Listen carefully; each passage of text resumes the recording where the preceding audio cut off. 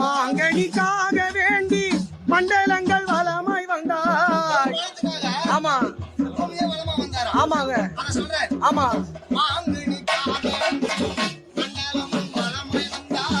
மாங்கனிக்காக வேண்டி மண்டலங்கள் வளமாய் வந்தாய்.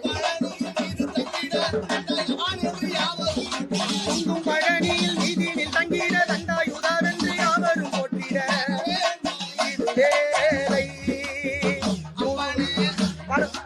வர வேண்டும் இது வேலை.